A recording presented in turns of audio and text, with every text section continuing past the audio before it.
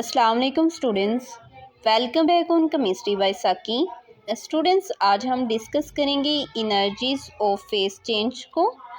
When two atom come close to each other, जब दो atoms एक दूसरे के नज़दीक आते हैं तो उनके दरमियान टू टाइप की फोर्सेस होती हैं। First one is attractive forces and second one is repulsive forces.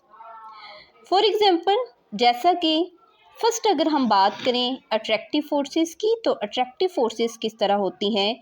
एक एटम का जो न्यूक्लियस है वो दूसरे एटम के जो इलेक्ट्रॉन होता है, इनके न्यूक्लियस और इलेक्ट्रॉन के दरमियान क्या होती है, अट्रैक्शन होती है। सिमिलरली दूसरे एटम के न्यूक्लियस और इनके इलेक्ट्रॉन के दरमियान क्या होती है, फोर्स ऑफ अट्रैक्शन होती है।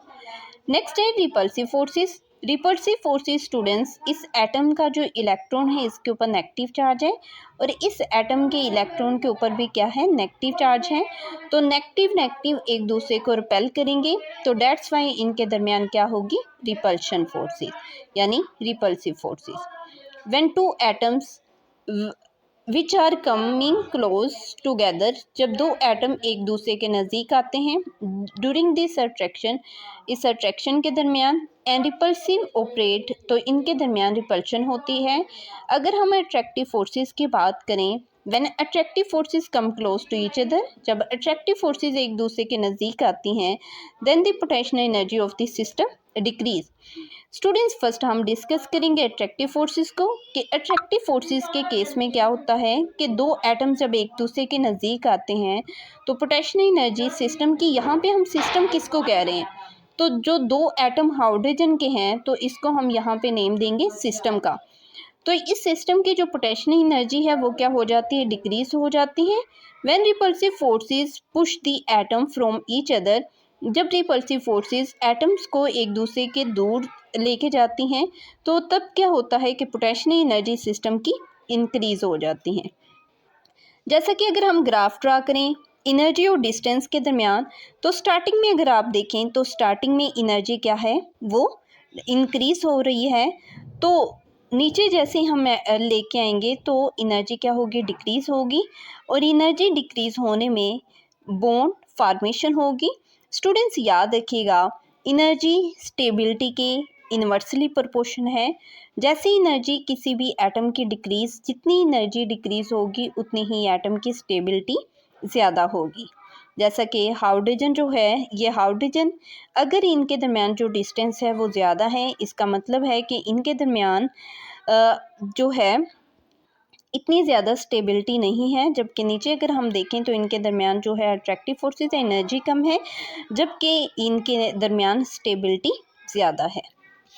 नेक्स्ट स्टूडेंट्स है कंप्रोमाइज डिस्टेंस। अब यहाँ पे कंप्रोमाइज डिस्टेंस क्या है, आपने बॉन्ड लेंथ के बारे में 9th क्लास में पढ़ा ही होगा। एक एटम का जो न्यूक्लियस है और दूसरे एटम के न्यूक्लियस, इनके दरमियान जो लाइन होती है उसे हम क्या कहते हैं, bond length.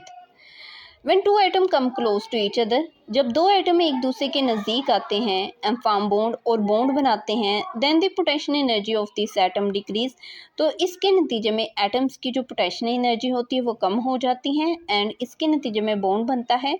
The distance between two nucleus of two atoms, इन दोनों एटम्स के दरमियान जो डिस्टेंस होते हैं उसको हम क्या कहते हैं, कंप्रोमाइज डिस्टेंस। जैसा कि इसको अंडरस्टैंड करने के लिए अगर हम एग्जांपल लें, स्टूडेंट्स हाइड्रोजन के दरमियान जब बॉन्ड बनेगा इसे हम कहते हैं बॉन्ड फॉर्मेशन।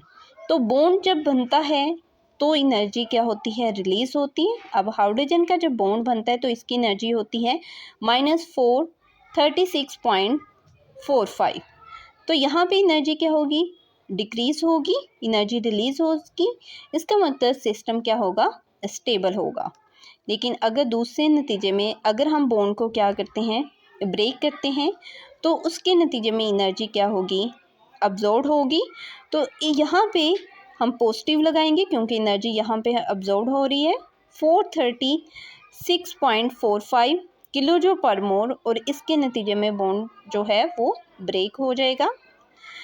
स्टूडेंट्स, अगर इसको बोर्ड के लिहाज से देखा जाए तो ये जस्ट आपका शॉर्ट क्वेश्चन के हवाले से पूछा जाता है, या एक दो MCQs इसमें पूछे जाते हैं। यानी लॉन्ग क्वेश्चन के हवाले से ये टॉपिक इतना इम्पोर्टेंट नहीं है। स्टूडेंट्स, ये था आज का हमारा लेक्चर।